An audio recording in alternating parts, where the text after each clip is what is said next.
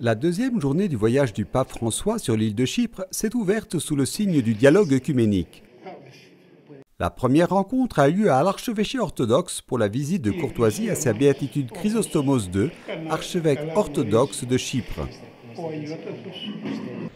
Ensuite, dans la cathédrale orthodoxe de Nicosie, le souverain pontife a rencontré le Saint-Synode, la plus haute autorité de l'Église orthodoxe autocéphale de Chypre. Des paroles et des gestes de grande valeur pour la communion entre les deux églises ont été exprimés. Le pape François s'est ensuite rendu au stade GSP pour la célébration eucharistique. Environ 10 000 fidèles des communautés locales y ont participé, ainsi que les ordinaires catholiques de Terre Sainte. Sa béatitude, Pier Battista Pizzaballa, patriarche de Jérusalem des Latins, a accueilli le pape par une allocution de bienvenue.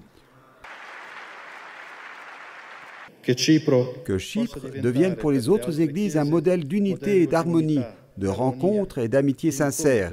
En effet, cette petite île, bien que blessée par tant de divisions, est aussi porteuse de lumière et d'espoir.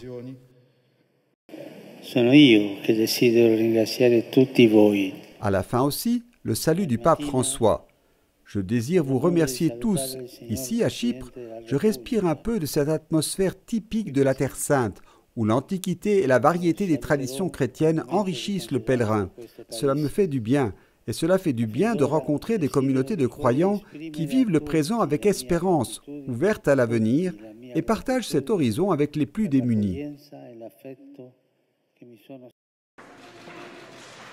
Dans l'après-midi, une des rencontres les plus attendues, la prière œcuménique avec les migrants dans l'église franciscaine de Santa Croce, située à l'intérieur des anciens murs de la ville de Nicosie.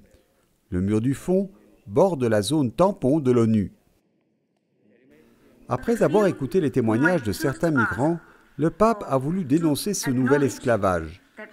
Nous nous plaignons quand nous lisons les histoires des camps de concentration du siècle dernier, ceux des nazis, ceux de Staline. Et nous nous plaignons, comment cela est-il arrivé? Frères et sœurs, cela se passe aujourd'hui. Puis, les fils barbelés, pour ne pas laisser entrer le réfugié, celui qui vient demander la liberté, le pain, l'aide, la fraternité, la joie. Nous ne pouvons pas nous taire et regarder ailleurs. À la fin de ce moment de prière et de rencontre, chacun a récité le Notre Père dans sa propre langue. Ce fut une grande joie, a dit le pape François, de me trouver ici avec vous et de conclure ma visite à Chypre par cette rencontre de prière.